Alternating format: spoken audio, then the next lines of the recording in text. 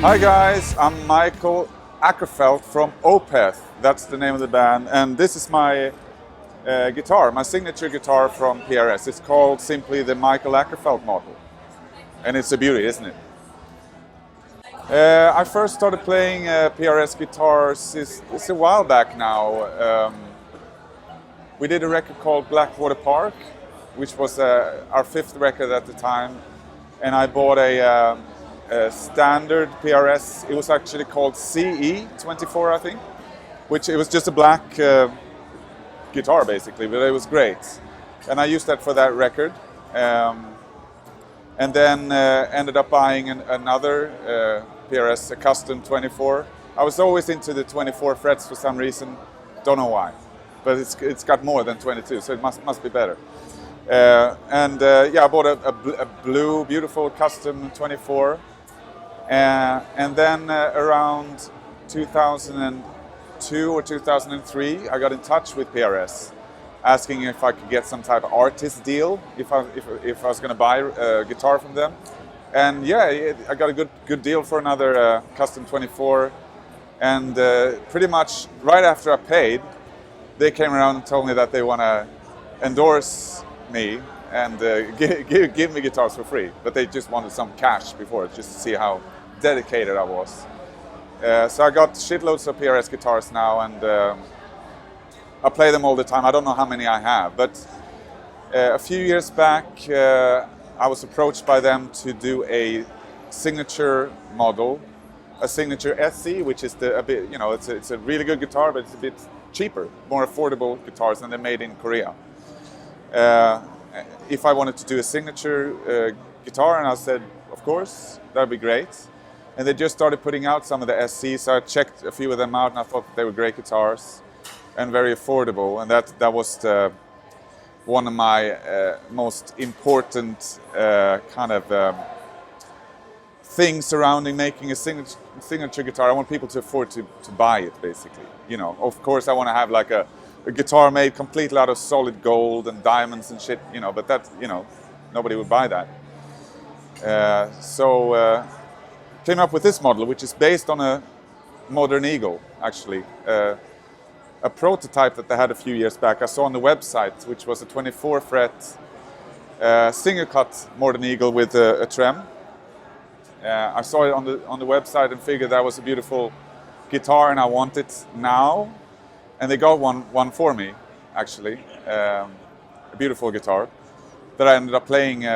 If you want to see what it looks like, I played it on a live DVD that we did at the Roundhouse in London. I played that one.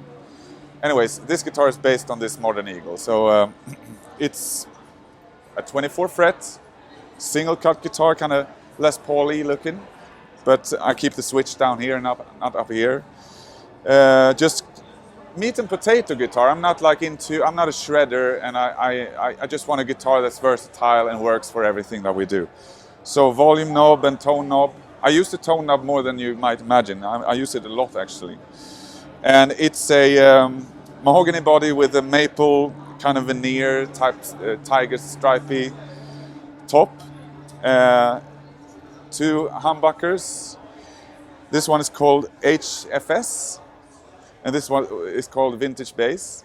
And I like to play really heavy sometimes, and get the 70s, 60s old man's rock sound sometimes. And I play a lot of clean too. And I think this worked for everything that we do with this band, Another thing important for me, if I'm going to have a signature model, I'm going to play it all the time. I want a guitar that I'm going to play. Not like, get the money and you fuckers play the guitar. This is my guitar. I love this guitar. So 24 frets, it's got a maple neck, which is the thickest and widest profile that they have, because I like Stratocaster necks, and it also gets a nice kind of what's it called, resonating. It's gives me a better tone, even if it's immaculate already. And ebony fretboard, got the birds, and this is one of the first SEs to have the bird inlays, which makes it look a bit more exclusive. And to add to that exclusive thing, I wanted the hardware in gold. and also got the O here, the Opeth O, which a lot of people like, a lot of people hate it too, because they don't want to play a guitar, you know, that has Opeth on it. But you can always put a sticker on, just scratch it out.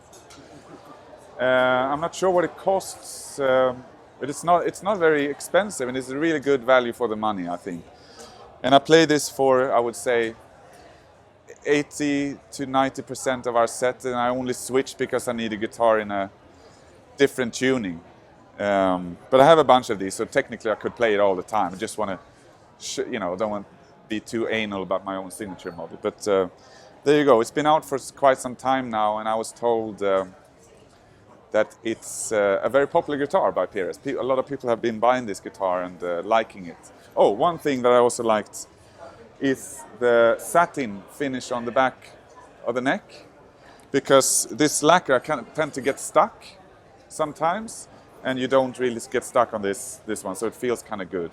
I guess that's the main features of this guitar. It's a regular rock, metal, or whatever you want to play type of guitar. You can do anything with it. Hi guys, I'm Fredrik. I play guitar in Opeth. This is my signature guitar, the PRS, Paul Reed Smith guitars.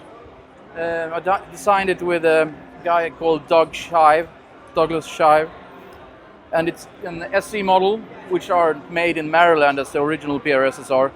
But they're all, I think they all pass through Maryland for like a last checkup or whatever you call it. But yeah, it's SE model, which are made in Korea, so it's quite more affordable than the Maryland-made ones, which cost about 2-3 times as much. And it's a what kind of wood is it? It's been such a long time since we did this. And it has a ebony fretboard and a maple neck. And it's, what the fuck is the wood? Yeah, the wood is mahogany. Sorry, it just arrived. Jet lag. Blame it on that. And it's a quilted maple top. I think it's more chaotic pattern than this tiger stripe type of top. And I went for these knobs, like the vintage knobs type of thing. And the pickups are treble and bass, which are PRS made pickups. And they suit me really good because they're not too loud. I don't like too loud pickups because you lose a lot of the string sound with it. But it's loud enough to play metal. You just have to turn up the gain on the amp, I guess. One other thing we did with this guitar was the cutaway. It's actually deeper than the regular single cut that they do. So that was one little extra feature we put in there for easier access to the higher notes.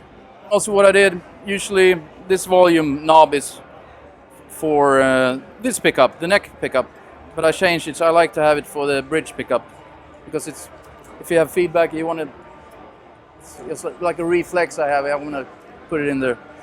And the actual finish of the guitar is unique for this one. So I wanted something dark but not totally black, so you can still see like the woods.